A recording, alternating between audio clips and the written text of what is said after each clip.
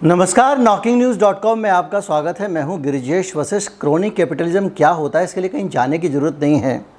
हमारे देश की जो नीतियां उनके माथे पे लिखा है। आज से एक और नियम लागू हो गया है और वो नियम कहता है कि सिंगल यूज प्लास्टिक पर रोक लगा दी गई है। सुनने में ये शब्द बड़ा अच्छा लगता है और आपके दिमाग में सबसे पहले अगर कुछ आता है तो वो ये आता है कि एक पॉलीथीन का बैग लेकर एक आदमी जा रहा है और उसको कल से नहीं जाना है, उस पर रोक लगा दी गई है। लेकिन इस बार सिंगल यूज प्लास्टिक का जो बैन लगाया है उसमें आपको बहुत सारे ऐसे पहलू दिखाई देंगे जिसमें पता लगेगा कि ये सरकार प्रतिबंध लगा रही है या मजाक कर रही है, ये तय करना मुश्किल है।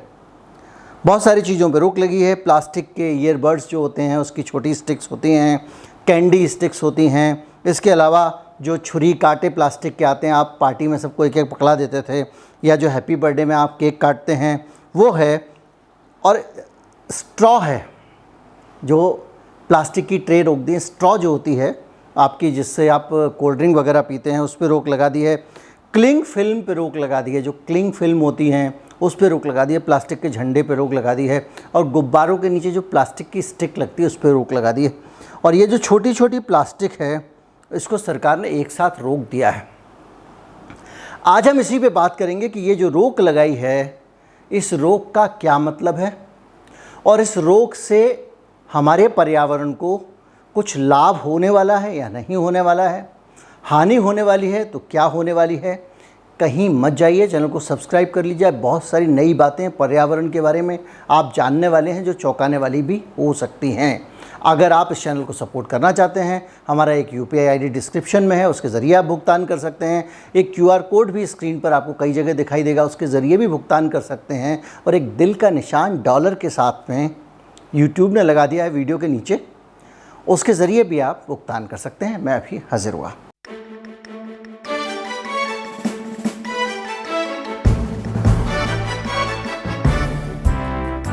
दरअसल पूरी दुनिया में एक कैंपेन चलाया गया है, लंबा कैंपेन चला, जिसमें बहुत सारी सेलिब्रिटीज़ को इन्वॉल्व किया गया। और जब इतने बड़े आयोजन होते हैं उस पर धन खर्च होता है तो कहीं ना कहीं से किसी न किसी लॉबी को सपोर्ट कर रहे होते हैं। और ये एक लंबा अभियान चल रहा था प्लास्टिक के स्ट्रॉ को ख़त्म करने के ख़िलाफ़। एक समुद्री कछुए की नाक के अंदर प्लास्टिक का स्ट्रॉ फंस गया था। उस वीडियो को ऐसा बनाया गया जैसे कि सारे समुद्र के सारे कछुओं की नाक में स्ट्रॉ फंस जा रहा हो। और उसके बाद में उस जीव के चेहरे को देखकर जो आपको दया आती है, उसका इस्तेमाल पूरी दुनिया में स्ट्रॉ के ख़िलाफ़ कैंपेन चलाने में किया गया। सारे आइटम की अलग अलग कहानी है। मैं स्ट्रॉ से ही बात शुरू करता हूँ, कुछ प्लास्टिक बैग डिस्कस कर लूँगा। इसके खिलाफ पूरी दुनिया में अभियान चल रहा है और लगातार ये कैंपेन किया जा रहा है कि प्लास्टिक के स्ट्रॉ का इस्तेमाल बंद होना चाहिए। अब आप कहेंगे हाँ भाई, प्लास्टिक तो बुरी चीज़ है। इसके पीछे दो मानसिकता। एक मानसिकता हम लोग की है कि जो पहले से होता आ रहा है वही सही है, जो नया हो रहा है वो गलत है। और आप ये कहेंगे कि भाई प्लास्टिक वाकई ये क्या मतलब है। तो अब क्या हुआ कि जब प्लास्टिक पे बैन लगा दिया गया तो हिंदुस्तान की बहुत सारी बड़ी बड़ी कंपनियों ने ऐलान कर दिया। जैसे कि अमूल ने कहा है कि अब वो कागज़ के स्ट्रॉ बनाएगी। डाबर का रियल जो जूस आता है वो भी अपना स्ट्रॉ कागज़ का देंगे। जो जूस के साथ चिपकी होती थी पैकेट पे, वो स्ट्रॉ प्लास्टिक की इस्तेमाल नहीं होगी। इस तरह के ऐलान कंपनियों ने किए हैं। लेकिन बात इस बात की है कि आपने क्या किया। आपने एक मुसीबत को दूर करने के लिए उससे बड़ी मुसीबत पाल ली। जब आप कागज़ का स्ट्रॉ इस्तेमाल करने जा रहे हैं तो आपको पहले उसको ये समझना पड़ेगा कि पूरी दुनिया में कागज़ के स्ट्रॉ को लेकर क्या राय है और किस तरह से कागज़ के स्ट्रॉ को कामयाब नहीं माना जा रहा है। अब मसला ये है कि उसको कामयाब क्यों नहीं माना जा रहा है, इसको आप समझें थोड़ा सा। इसके कई बिंदु हैं, उसमें से एक बिंदु ये माना जा रहा है कि जब कागज़ का स्ट्रॉ आप इस्तेमाल करते हैं तो वो बहुत ज़्यादा जो फूड है जिसमें आपने उसको डाला है उसको एब्जॉर्ब करता है, उसको सोखता है। तो इस प्रक्रिया में जब आप स्ट्रॉ इस्तेमाल करते हैं, रेस्टोरेंट में बैठ के अगर आपने एक ड्रिंक ख़त्म किया, थोड़ा टाइम लिया उसमें, तो इतनी देर में एक की जगह 4 स्ट्रॉ आपको इस्तेमाल करने पड़ते हैं, पहली चीज़। दूसरा, जब कोई स्ट्रॉ या कोई भी चीज़ जब किसी खाने पीने की चीज़ में डिप हो जाती है और वो उसको एब्जॉर्ब कर लेती है तो उसकी जो रिसाइकलेबिलिटी है वो ख़त्म हो जाती है, कम हो जाती है, उसको रिसाइकल दोबारा नहीं किया जा सकता। तीसरी चीज़ ये है, वो बहस है कागज़ बनाम प्लास्टिक की बहस। ये बहस कहती है कि कागज़ से ज़्यादा खतरा है पर्यावरण को या प्लास्टिक से ज़्यादा खतरा, ये तय कर लें। दरअसल प्लास्टिक जो बनती है वो फॉसिल फ्यूल का बाई प्रोडक्ट है। जैसे कि आप जो आजकल क्रूड ऑयल की बात चल रही है, तो जो क्रूड ऑयल आता है उसमें से जब आप पेट्रोल निकालते हैं, डीजल निकालते हैं, दूसरी चीज़ें निकालते हैं, तो वहाँ से प्लास्टिक भी निकलता है।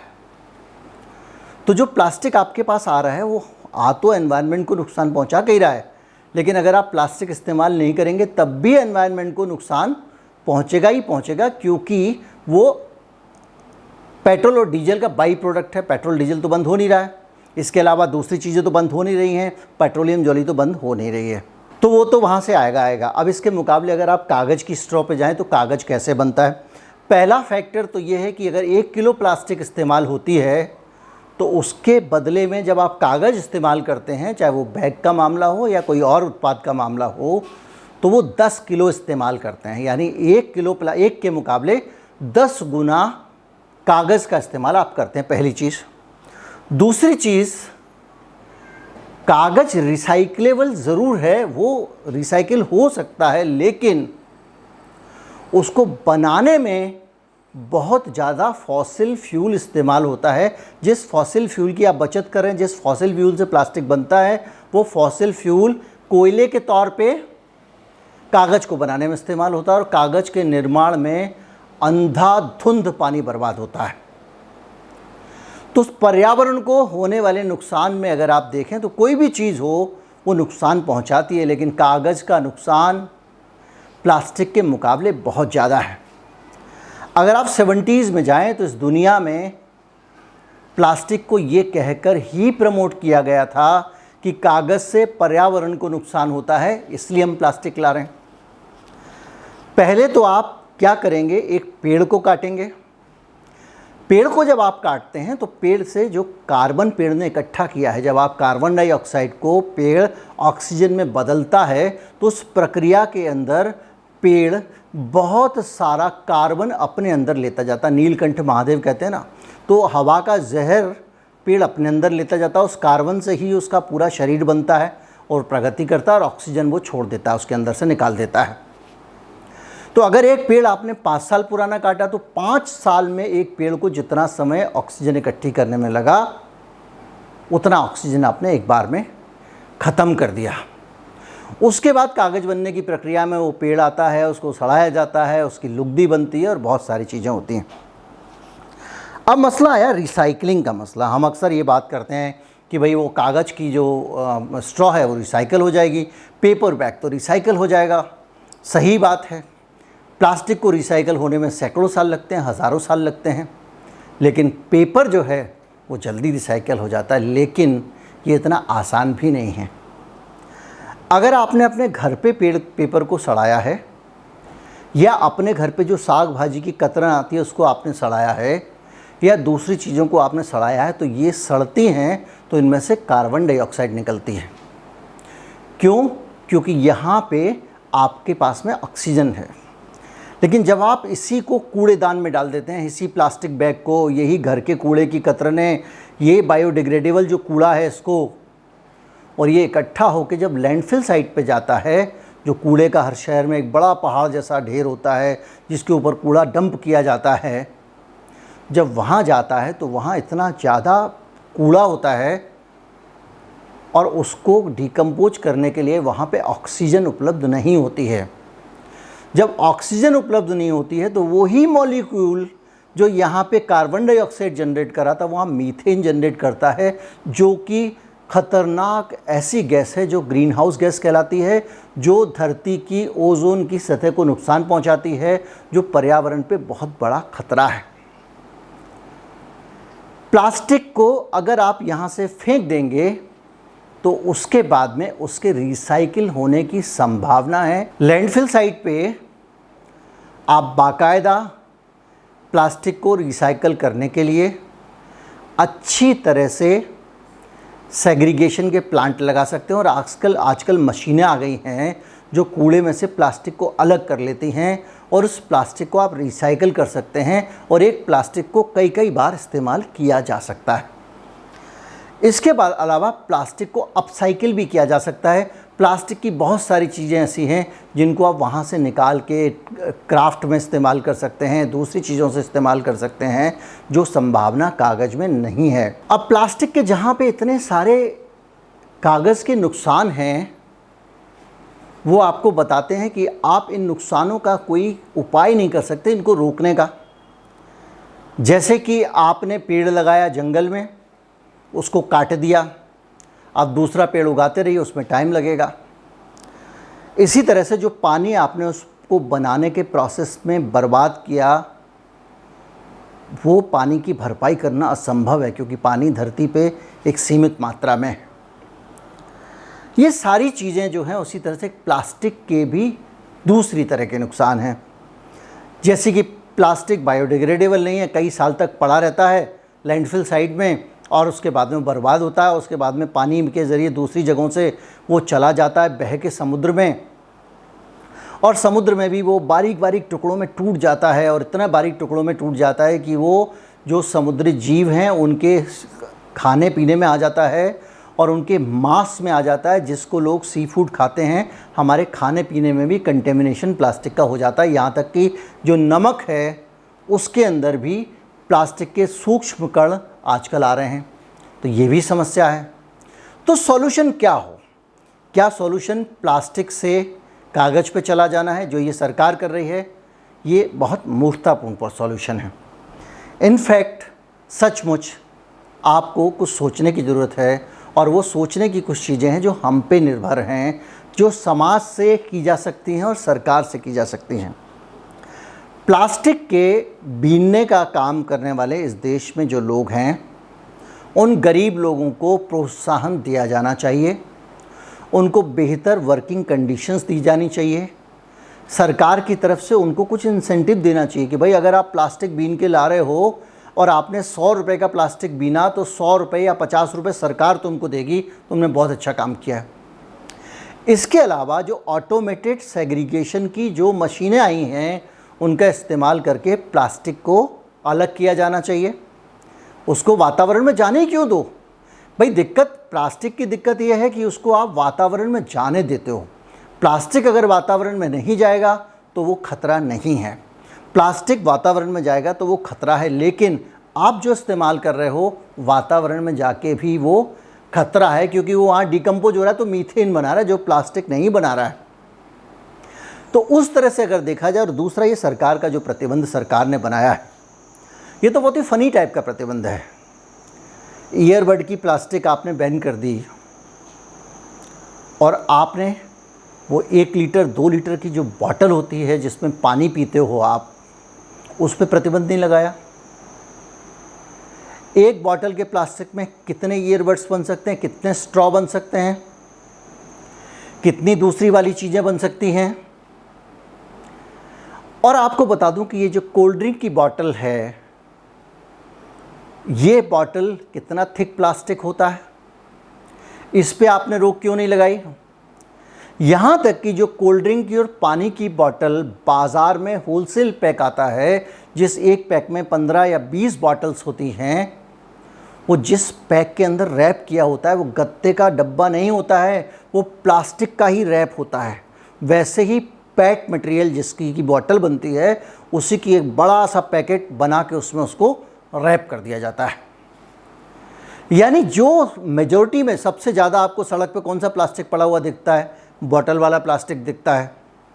आपको खुद समझ में नहीं आता इसको कहाँ ठिकाने लगाएं, लेकिन उस पर सरकार ने रोक नहीं लगाई है, क्योंकि फरहान अख्तर से लेके दुनिया के सारे सेलिब्रिटी जिस एक लॉबी के लिए काम कर रहे थे, प्लास्टिक के स्ट्रॉ के नाम पे कैंपेन चला रहे थे, वो लॉबी सरकार को इन्फ्लुएंस करने में कामयाब हो गई। और ये जो लॉबी है, ये इन्फ्लुएंस करने में सदा कामयाब है। पेप्सी कोक जैसी मल्टीनेशनल से कोई पंगा ले सकता है क्या? हिंदुस्तान में कोको कोला बंद करनी गई थी, वापस आई ना। राजीव गांधी पेप्सी को लेके आए ना। हमारे हिंदुस्तान के अपने ब्रांड थे। क्यों नहीं सरकार ये कंपलसरी कर देती कि अब बॉटल तो 300 ml की ही होगी या 250 ml की ही होगी, और वो कांच की होगी। सैकड़ों साल तक दुनिया में कांच की बोतल में ही कोल्ड ड्रिंक आता रहा है, जाता रहा है, पिया जाता रहा है, इस्तेमाल हुआ है। तो आज सरकार प्लास्टिक की बोतल पर रोक क्यों नहीं लगाती है? और मैं आपको प्लास्टिक की बोतल बता रहा हूँ, इस तरह के 25-30 आइटम आपको मिल जाएंगे जिनमें प्लास्टिक का ही इस्तेमाल होता है। सिंगल यूज़ तो वो भी है, पीने के बाद तो आप वो बोतल भी फेंक देते हैं। तो बड़ा मसला क्या है कि इसको अब दूर कैसे करें? ये तो सारा हो गया समस्या समस्या समस्या। समाधान क्या हो? समाधान जो है वो बड़ा सरल है, और वो सरल समाधान यहाँ से शुरू होता है, मेरे घर से, आपके घर से। हम सबके घर पे एक फ्रिज होता है, और इस फ्रिज के कारण हम इस दुनिया में जो खाने का सामान है, भाई बहुत ज़्यादा हमारे जैसे मितव्ययी लोग होंगे जो बर्बाद नहीं करते होंगे, लेकिन आम तौर पे जिस सामान को उपजाया जाता है खाने के लिए, चाहे वो फल हो, चाहे वो फ्रूट हो, चाहे वो अनाज हो, उसमें से आधा वेस्ट हो जाता है, बर्बाद हो जाता है। आप कहते होंगे हम तो सारे फल खा लेते हैं, लेकिन सभी के घर में ऐसा नहीं होता। और दूसरा, आपके पास आने से पहले की प्रक्रिया में जब वो गांव से चल रहा है, जब वो आड़तिये के पास जा रहा है, जब वो बाज़ार में सब्ज़ी वाले के पास, फल वाले के पास जा रहा है, तो बीच बीच में गलता जा रहा है, फेंकता जा रहा है। और ये सारा कूड़ा लैंडफिल साइट पे जाता है, जहाँ वो मीथेन जनरेट कर रहा है। और फिर हम अपने घर का खाना, हम ज़्यादा खाना बना लेते हैं क्योंकि हमको फ्रिज की सुविधा है, उसको 3 दिन रखते हैं, चौथे दिन फेंक देते हैं। तो ये जो पूरा एक इकोसिस्टम बना हुआ है, जिसके अंदर हम लगातार अपने एनवायरनमेंट को प्रदूषित करने में लगे हैं, उस इकोसिस्टम के अंदर हम तरह तरह के एक्सक्यूज़ ढूंढ लेते हैं, और बहुत सारी लॉबीज़ अपना काम करती रहती हैं।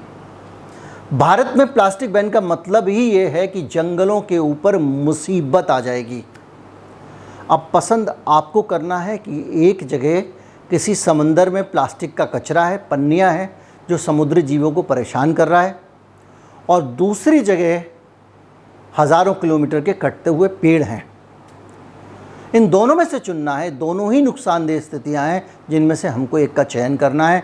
और तीसरी स्थिति ये है कि भारत की जो परंपरागत जीवन शैली है उसको अपनाइए, बर्बादी बंद कीजिए, भोजन का सम्मान करना सीखिए, जितना भोजन आप खा सकते हैं उतना ही बनाइए। आपको मैं एक उदाहरण देता हूँ। ब्रिटेन में एक बड़ी भारी समस्या बन गई है मनुष्यों के लिए, और वो समस्या ये है कि ब्रिटेन में हर आदमी के घर में एक इलेक्ट्रिक केटल होता है। इलेक्ट्रिक केटल यानी एक केटली जिसमें पानी गर्म होता है, बिजली से चलती है। उसके अंदर पानी रखा रहता है, गर्म पानी निकालते हैं लोग और टी बैग डालते हैं और चाय पीते हैं। टी बैग जो एक एनवायरनमेंट का मसला है वो अलग है, लेकिन इलेक्ट्रिक केटल इतनी बड़ी समस्या बन गई है क्योंकि वहाँ पे इलेक्ट्रिक केटल में ही पूरा ब्रिटेन इतनी बिजली फूंक देता है जितने से सारी की सारी स्ट्रीट लाइट जलाई जा सकती हैं। जो पावर डिस्ट्रीब्यूशन का सिस्टम होता है, ग्रिड का सिस्टम होता है, मैंने आपको बताया कि अचानक डिमांड बढ़ जाए या गिर जाए तो उस पर बड़ा बुरा असर पड़ता है। और ब्रिटेन में ये सबसे बड़ी समस्या बन गई है कि जैसे ही किसी सीरियल में ब्रेक होता है, लोग झट से दौड़ते हैं और इलेक्ट्रिक केटल में पानी गर्म करते हैं, और एक साथ बिजली का कंजम्पशन बढ़ जाता है। और वो बिजली बनती है तो किससे बनती है? फॉसिल फ्यूल से, कोयले से बनती है।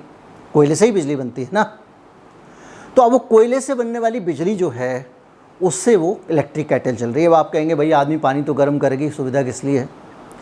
लेकिन उसका दूसरा पहलू ये है कि अगर आपको 1 कप चाय पीनी है तो भी आप केटल में 3-4 कप के जितना पानी भर के गर्म करते हैं और फिर उसको ठंडा करते हैं। ये हुई बर्बादी।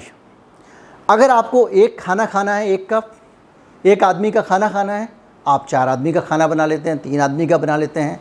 बच्चों के घरों में अलग, मैं नहीं खाऊंगा, मैं ये नहीं खाऊंगा, खाना छोड़ देते हैं। और ये सारी जो वेस्टेज हो रही है ये बहुत बड़ा ख़तरा पैदा कर रही है, जो ये जो तिल्ली विल्लियों पे आप रोक लगा रहे हैं उसके मुकाबले, क्योंकि ये सारी चीज़ें वहीं से चल रही हैं। फॉसिल फ्यूल इस्तेमाल होता है जब खेत में आपके सिंचाई होती है। फॉसिल फ्यूल इस्तेमाल होता है जब आप पानी गर्म कर रहे होते हैं। फॉसिल फ्यूल इस्तेमाल होता है जब आप खाना बना रहे होते हैं अपने घर में। इस सब के अंदर फॉसिल फ्यूल इस्तेमाल हो रहा है और इस फॉसिल फ्यूल के जलने से ग्रीन हाउस गैसेस बन रही हैं और जो खाना आप वेस्ट करके फेंक रहे हो उस खाने से घर में भी अगर आप कंपोस्ट बनाओगे तो बनेगा कार्बन डाइऑक्साइड, लेकिन अगर वो लैंडफिल साइट पे जाता है तो मीथेन बनाने लगता है। और एक आंकड़ा जाते जाते मैं आपको देना चाहूँगा कि समुद्र में जितना कचरा जाता है प्लास्टिक का, उसकी मात्रा समुद्र में 8 मिलियन टन कचरा जाता है, प्लास्टिक कचरा। और उसके अंदर ये जो चिंदी विंदी चीज़ों पे इन्होंने रोक लगाई है उसका प्रतिशत 0.025 है। अब रोक क्यों लगाई है, किस लिए लगाई है, ये समझें, लेकिन आप इतना समझ लीजिए कि पर्यावरण को लेकर ये जो चिंता है ना सारी की सारी, ये कहीं ना कहीं किसी न किसी इधर उधर की पीछे के गणित से संचालित होती हैं। उम्मीद करता हूँ वीडियो आपको अच्छा लगा होगा। अच्छा लगा हो तो ज़्यादा से ज़्यादा लोगों तक पहुँचाएँ, चैनल को सब्सक्राइब कर लें। नमस्कार, जय हिंद।